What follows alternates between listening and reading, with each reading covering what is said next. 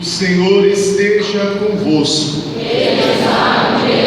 Proclamação do Evangelho de Jesus Cristo segundo Lucas.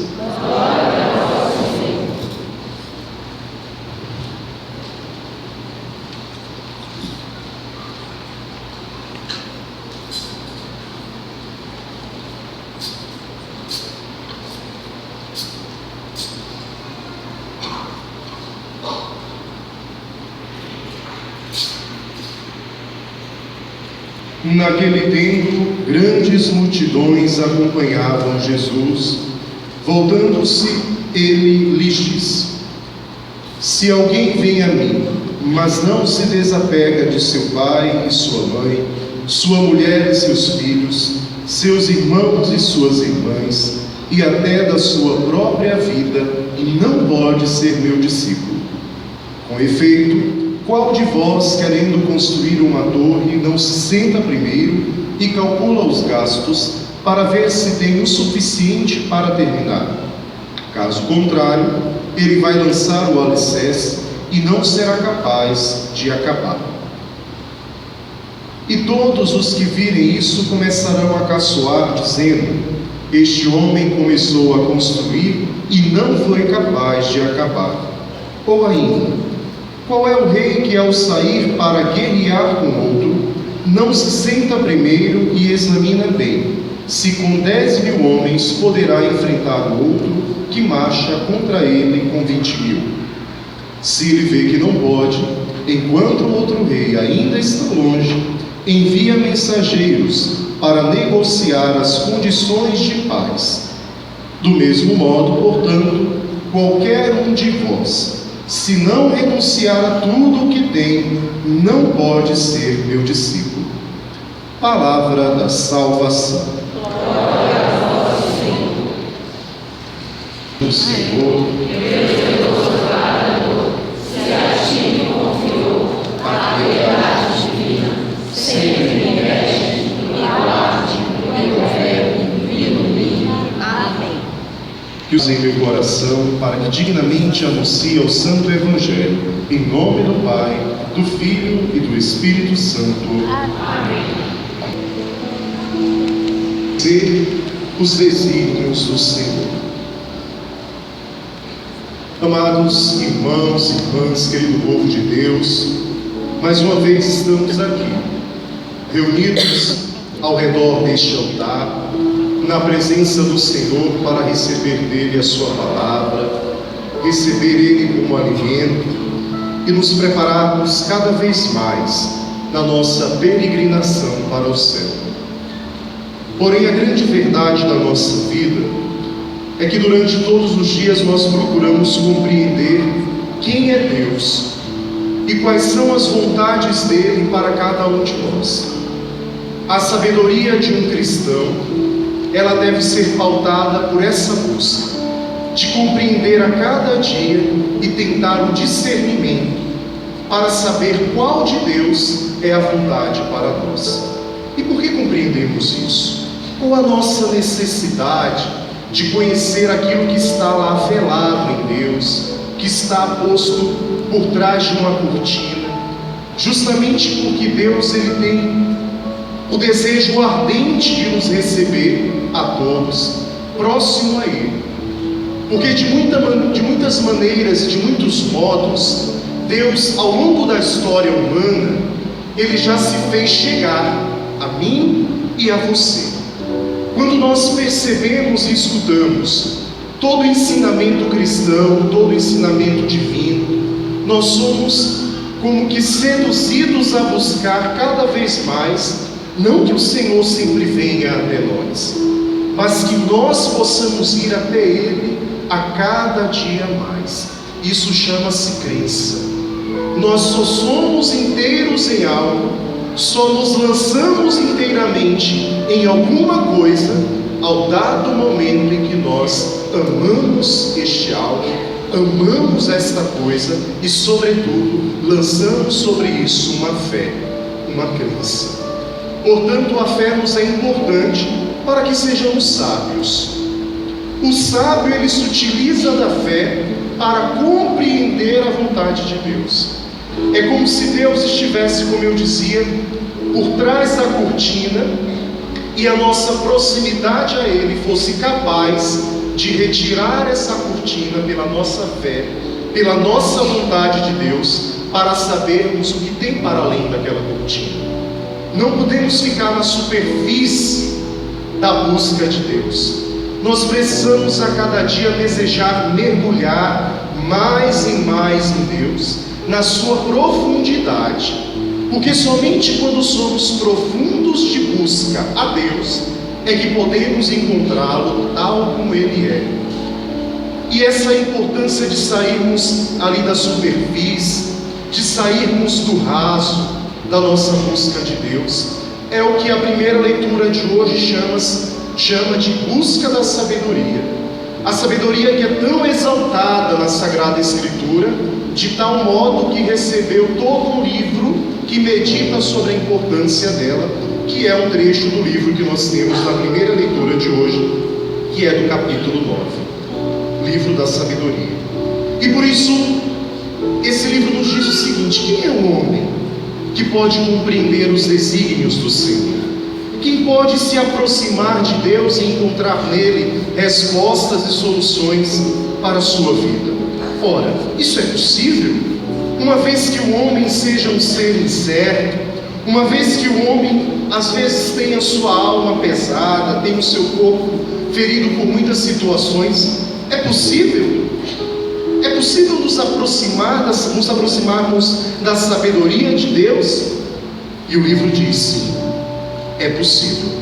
É possível graças à ação do Espírito Santo, que reconhece em nós uma intenção de procura da sabedoria.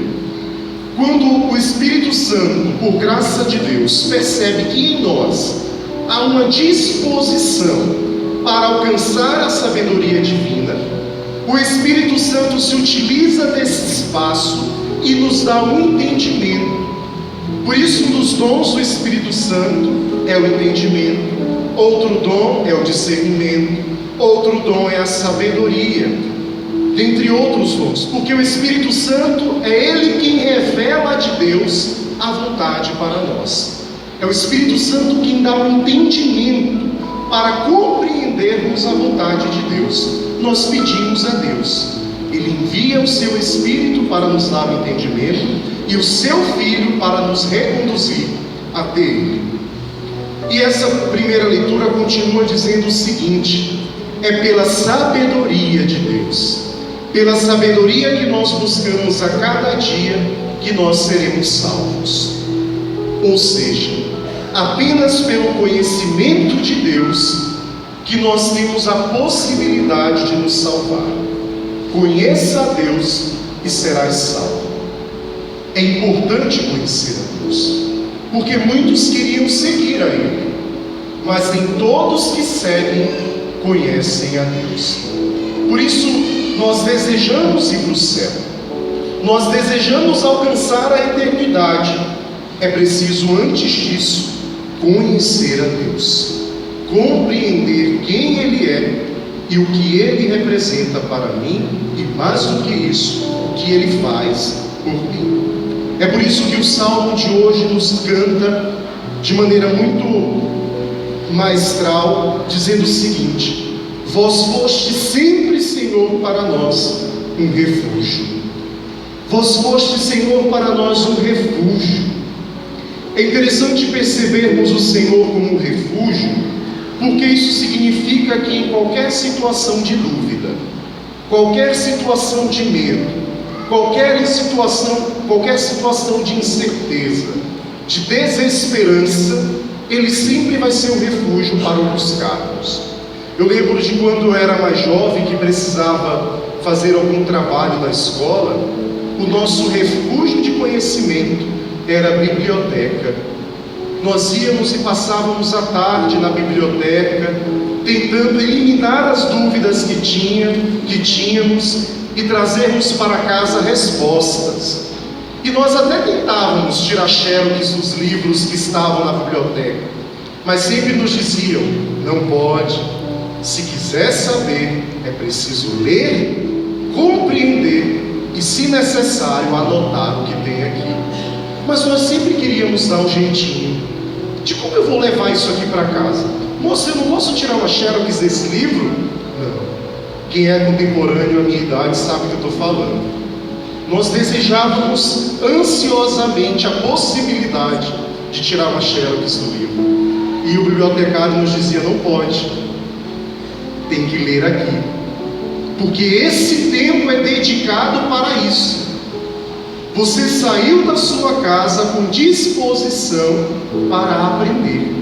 Quando nós estamos nessa realidade aqui de igreja, é isso que devemos entender, que a nossa disposição de estar aqui significa querer receber de Deus uma sabedoria, receber de Deus um entendimento e fazer a nossa experiência com Deus neste lugar, para daqui levarmos para outros. É preciso aproveitar, é preciso vivermos cada detalhe do que celebramos na liturgia, porque isso é como que o ler frase por frase de um conteúdo, para termos ao final de tudo isso um conhecimento e um entendimento. Se eu pego um texto e leio somente plenamente uma parte do texto, eu não terei toda a compreensão necessária acerca daquele momento. Se eu venho à Santa Missa e só me detenho em ter atenção numa parte da missa, eu não terei todo o entendimento ao qual eu deveria estar disposto a receber aqui. Podemos sair daqui muito bem realizados de Deus. Poxa, Padre, mas eu fui na missa e não me senti tocado. Eu fui na missa e não me realizei. A missa não é para se sentir tocado. A missa não é para se realizar. A missa é para aproximar-se de Deus e colher de Deus uma sabedoria, colher de Deus uma bênção, colher de Deus um entendimento, colher de Deus uma força para as labutas do nosso dia. E por isso ele deve ser para nós esse refúgio, um refúgio que nós vamos àquele lugar na certeza de que lá iremos encontrar a solução para aquilo que nos aflige. É o refúgio da nossa vida. Deus é o refúgio da nossa história. Deus é o refúgio da nossa família. E o Salmo continua assim: todas as outras coisas passam assim como o sono da manhã. Tudo passa. Porém, Senhor, ensinai-nos a aproveitar os dias diante da sua presença, e concede-nos ao nosso coração sabedoria. Senhor, venha logo, até quando tardareis? Tende piedade de nós e compaixão dos teus servos.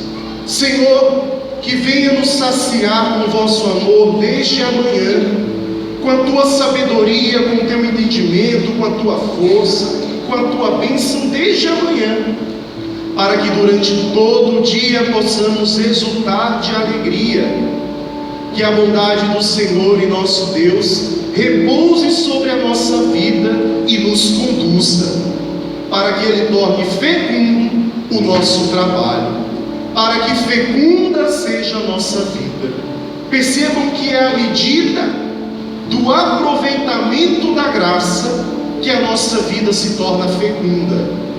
Os frutos vêm a partir do aproveitamento da graça de Deus, que está disponível a ser visto e alcançado por nós, quando o véu do tempo se rompe e Jesus se torna presente na Eucaristia para cada um de nós. E mais interessante que isso, é o significado da gratuidade da entrega. Sempre que nós pensamos em Jesus, nos é muito clara a mentalidade da entrega de Jesus. Jesus que se entrega, é o amor que compreende que não é se entregando que vai deixar de ser, mas quanto mais Jesus se entrega, maior é o número daqueles que são chamados com o nome de cristãos. Porque nós podemos pensar: poxa vida, Jesus se entregou, mas a entrega entrega dele não diminuiu, mas aumentou a quantidade daqueles que amam a Deus. E Jesus nos ensina esta verdade, de que a entrega amorosa se torna plena, porque o que eu dou de mim não deixa de ser parte de mim, mas faz da vida do outro uma extensão da minha vida. O amor é isso. O amor é esta verdade. E nós percebemos esta verdade pela carta de São Paulo a Filemão. São Paulo, como sabemos, estava preso quando ele escreveu essa carta, porque ele estava pregando o cristianismo, e com isso prenderam São Paulo, porque não podia pregar o cristianismo. E lá ele conseguiu evangelizar um homem, ele conseguiu evangelizar alguém para Deus. E ele fala assim: eu, Paulo, prisioneiro no Senhor, faço-te um pedido, ó Pai, não por mim, não quero pedir agora por mim, faço um pedido pelo meu filho Onésimo, que fiz nascer para Cristo nesse lugar, e que eu estou mandando de volta para ti. Olha que bonito isso. Fiz nascer para ti neste lugar. A importância de onde quer que estejamos, fazermos nascer para Deus tantas pessoas. Fiz nascer para Deus nesse lugar, e estou mandando para ti. Sabe o que ele é, Senhor, para mim? Onésimo, ele é a extensão do meu coração. É como se fosse o meu próprio coração, diz São Paulo. Eu sou representante teu, Senhor, mas eu quero ser representante para cuidar. São Paulo amou tanto aquele homem, que ele chegou a dizer: Onésimo é como que o meu coração é ele mesmo. O amor tem essa capacidade de fazer do outro o nosso coração. O amor, ele se torna pleno nesse sentido, quando aquilo que eu amo é meu coração ele mesmo. Porque o amor é assim. O amor é assim. Tornar algo eu mesmo, e de tal modo tornar esse algo eu mesmo, que eu quero cuidar disso aqui, que eu quero zelar por isso aqui. Por isso que nós escutamos várias vezes na Escritura: onde está o teu coração, ali está o teu tesouro, ali está a tua riqueza. E São Paulo nos ensina isso, porque imagina, ele poderia pedir para Deus: Senhor, me tira daqui, me tira dessa prisão, desse escárnio, dessa vergonha, Senhor, me tira daqui, de ser humilhado, de receber bofetadas por estar preso. Senhor, me tira desse lugar. Mas São Paulo nos mostrou o quanto é importante primeiro se doar, para depois pensar em si. Recebe-o, Senhor, recebe-o, Senhor, e peço o teu parecer nesse sentido. É possível, Senhor, recebê-lo na eternidade? Pode, Senhor, fazer isso pelo teu servo, recebê-lo na eternidade, para que a tua bondade seja espontânea. Nós sabemos quando alguém nos faz o bem espontaneamente e quando alguém nos faz um bem forçado. Não sabemos? É muito fácil de identificar quem faz um bem espontâneo, quem faz um bem forçado. Que Deus nos livre a todos de bens forçados, porque eles sempre visam retribuição. Há um preço altíssimo pelos bens forçados. Até nos chegam esses bens, mas há um preço altíssimo. Hoje a igreja celebra a canonização de Madre Teresa de Calcutá. um sinônimo de pessoa que soube fazer o bem. Mas eu quero abrir margem à pessoa de Teresa de Calcutá para falar brevemente de uma outra figura que foi muito amiga dela, Irmã Dulce. Irmã Dulce, como nós sabemos, é conhecida como o anjo bom da Bahia, e fez muita caridade, ajudou muita gente, se doou bastante.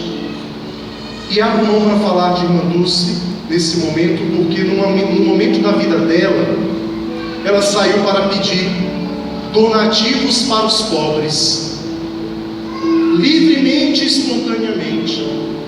E era de se esperar que alguns dariam donativos e outros não dariam nada. E Irmã Dulce foi. Chegou para um grande homem lá de Salvador e estendeu a mão e disse: me dá algo para os meus pobres. Ele olhou para ela e ficou em silêncio. Aí ela disse de novo: Senhor, me dá algo para os meus pobres. Aí aquele homem foi e cuspiu na mão dela. Aí ela pegou, fechou a mão e disse: isso aqui é para mim, agora me dá para os meus pobres.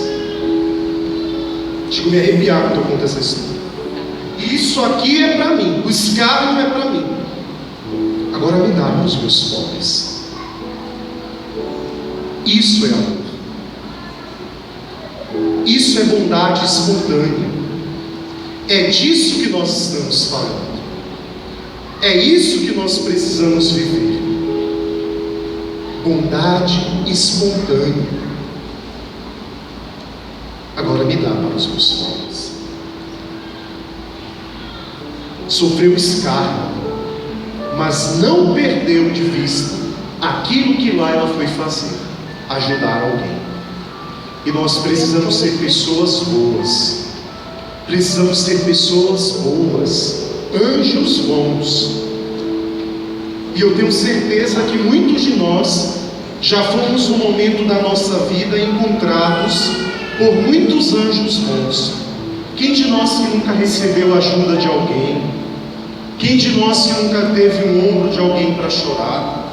Quem de nós que num momento difícil recebeu o conselho de alguém, o incentivo de outro alguém? Muitos anjos bons já nos visitaram ao longo da nossa vida. Estou mentindo? Nós não podemos ser ingratos a esse ponto. Deus já trouxe muita coisa boa para a gente. Mas a pergunta que fica em tudo isso é: quantas vezes nós temos sido anjos bons para os outros? Quantas vezes nós temos sido como São Paulo, que apresenta o outro como parte do seu coração, como parte da sua riqueza, para que aquela entrega do outro faça comunhão de fé com a graça de Deus? É preciso abrir mão de si para amar a Deus inteiramente. Somente quem abre mão de tudo é que ama a Deus inteiramente.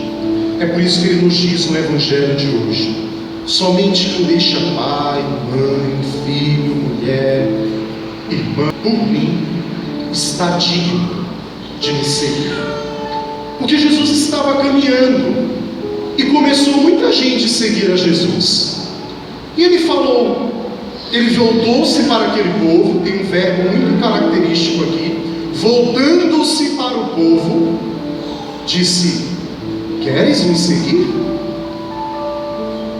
Certeza que queres estar comigo? Por isso abre mão de tudo por mim. Abra mão de tudo. E quem abre mão de tudo por Deus não perde nada, ganha tudo. Eu nunca vi alguém que abriu mão de tudo por Deus terminar os seus dias infeliz. E quando ele nos diz isso aqui, não é que Jesus é moralista, não é que Jesus é moralista, mas ele quer que nós sejamos e entendamos ele na nossa vida, percebamos ele como a maior riqueza, de onde todas as outras coisas que nos são importantes encontram sentidos e forma de ser. Repito, Ele é tudo. E é quando deixamos tudo por Ele, é que todas as outras coisas encontram nele sentido de viver. Porque a nossa tendência é pensar: poxa, deixei tudo por Deus. O que Deus fez por mim? Muita coisa. E se Ele não fez, ainda irá fazer. Isso eu posso te garantir. Se Ele não fez por você, que deixou tudo por Ele, eu te garanto, Ele irá fazer. E aí ele diz o seguinte: todos podem.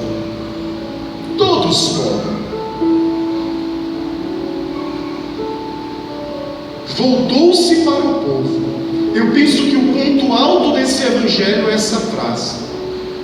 É como se Jesus por um momento estivesse caminhando, e de fato estava, que ele estava indo para Jerusalém, caminhando, e ele percebeu que tinha gente por ali. Ele percebeu que tinha pessoas em volta dele o seguindo. Mas ele não foi indiferente a isso e continuou andando, não. Parou, voltou-se para o povo e disse: querem alcançar tudo comigo? Deixem tudo e me sigam. Não me sigam com riquezas acumuladas. Não me siga com refúgios prontos e estabelecidos. Não me siga com seguranças ou pontos de apoio. Não. Deixa tudo e eu irei te honrar. E eu vou te honrar.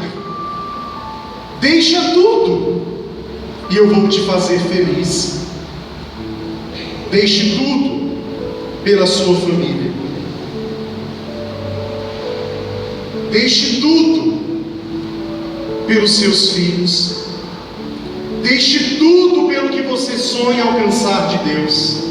Deixe tudo, mas buscando primeiramente a Ele. Abra mão de tudo que você tem hoje. Não digo isso em critério de matéria, não. Digo isso em critério de seguranças terrenas. Abra mão de tudo por Deus. Não tenha medo, não. Não tenha medo. Um dia eu precisei deixar tudo que eu tinha para virar padre. E não perdi nada. Pelo contrário, ganhei muito mais do que se eu não tivesse deixado tudo aquilo por Deus. Ganhei muito mais. Ganhei a proteção da minha família, o cuidado de Deus sobre o meu lar. Ganhei inúmeras outras famílias e muitos anjos que Deus colocou na minha vida. Nunca me faltou nada. E eu sou feliz. Há medos, há situações de dúvida. Preciso arriscar. Quando aquilo que se deseja é Deus. Porque nós temos a coragem de arriscar tantas coisas desnecessárias na vida. Ou melhor, por tantas coisas temos a coragem de arriscar. E arriscamos até mesmo a nossa vida em coisas que nem sabemos o retorno.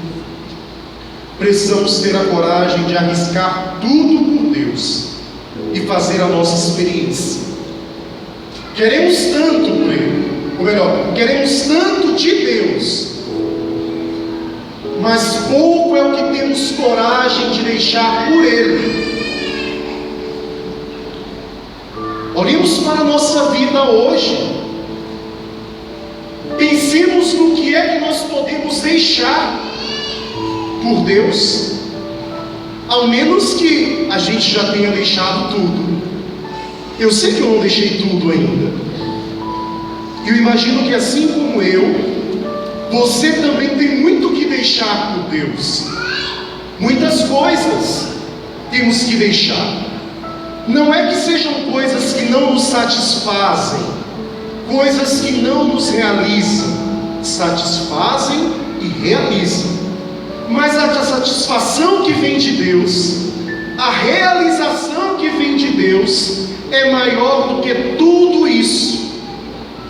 É difícil deixar um vício, por exemplo, porque o vício satisfaz.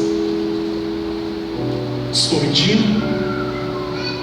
É difícil deixar o vício, mas deixe esse vício por Deus, não por mim, Frei Alex, não pelo seu pai, pela sua mãe. Deixe esse vício por Deus, e você vai ver o quanto a sua vida vai ser diferente, o quanto a sua vida vai melhorar, porque você acha que está bom demais, porque aquilo é tão bom, que você não sente a necessidade de deixar aquilo que lhe é seguro, por algo que lhe é incerto. Mas é incerto somente à medida em que falta a nossa fé, porque quando temos fé, a certeza é clara. Não tenho medo, eu vou.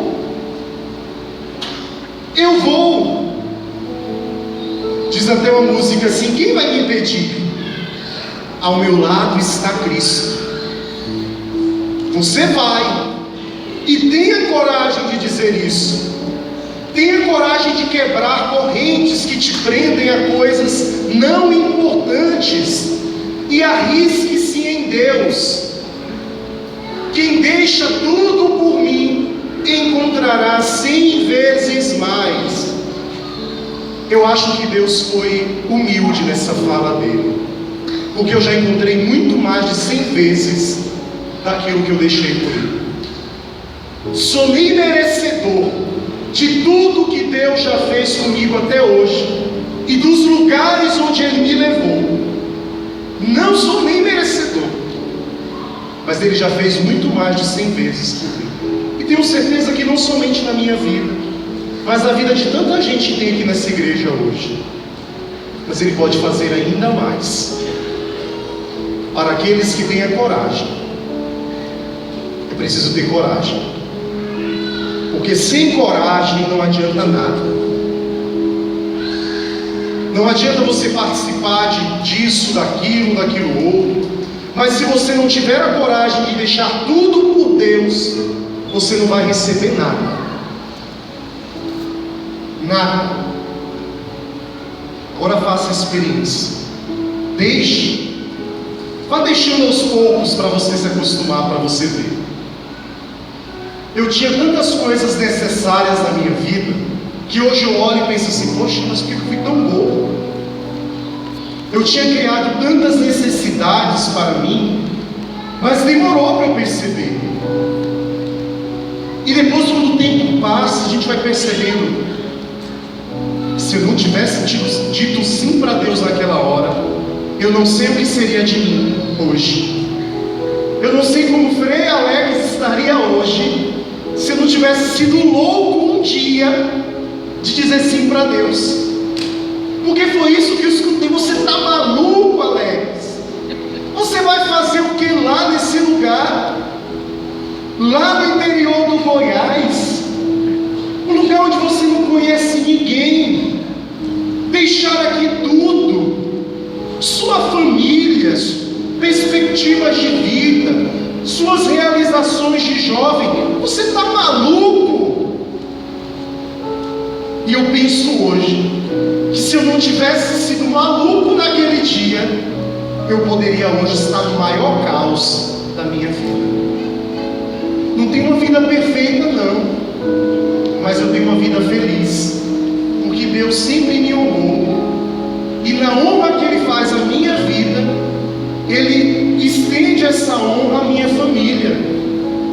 Eu tenho certeza disso, que é uma verdade que eu vivo na minha vocação. Quem deixa seu pai, sua mãe por mim, seus irmãos, encontrará 1000 outros, e não deixará de ter aqueles que lá você tem, mas Deus te dará muitos outros. E eu fico pensando por onde eu passei, por onde eu morei, o tanto de mãe que eu tive, o tanto de pai, o tanto de irmãos que eu fui acumulando ao longo da vida, e quero sair daqui dessa paróquia um dia repleto de muitos mais pais, de muitas outras mães, de muitos irmãos e irmãs. E eu tenho certeza que Deus vai conceder isso. Eu tenho certeza que o fato de sermos discípulos dele tornará a nossa vida feliz. Não digo isso somente no critério de vocação, não. Digo isso no todo da nossa vida. Decida-se. Saia de cima do muro. Decida-se por Deus. Lembro da história do muro? Vou recordar, para finalizarmos aqui, dar um ponto final nessa história de indecisão na nossa vida. Escuta isso. Tinha um jovem assim como o Christian ali, ó. Fica de pé, Christian. E esse jovem estava em cima do muro. Fica em pé, continua de pé. Esse jovem estava em cima do muro. De um lado tinha um anjinho, como nos desenhos animados. Do outro lado um diabinho. E estava o jovem em cima do muro. E o anjo chamando desesperado: vem, filho, para o meu lado, vem para cá. E o diabo caladinho do outro lado. E o anjo: sai daí, sai de cima do muro, se decida, vem para cá, jovem. E o diabinho, ó, piano, caladinho do outro lado. Do dado momento o jovem se incomodou. Ô diabo, ô seu diabinho, o anjo está me chamando desesperadamente para o lado dele, pedindo de mim uma decisão, se desdobrando para chamar a minha atenção, para eu ir para o lado dele. Aí o diabinho olhou para ele e disse assim: menino bobinho, sabe por que eu não estou te chamando para vir para o meu lado? Porque o muro é meu, o muro me pertence, disse o diabinho para o menino. E é assim a nossa vida. Muitas vezes estamos em cima do muro e achamos que estamos vivendo a melhor escolha da nossa vida. E o diabo olhou para o menino e disse: o muro é meu, pode ficar aí, que o muro me pertence. E eu digo para o Christian e para todos nós que estamos aqui: saiamos de cima do muro e nós experimentaremos pela nossa vida, nós experimentaremos pela nossa vida o que uma decisão por Deus é capaz de realizar por nós. Que Deus nos conceda esta graça, que Deus nos abençoe a todos, e eu abençoo a sua vida, e na sua vida eu estendo uma bênção nesta hora a todos os seus familiares.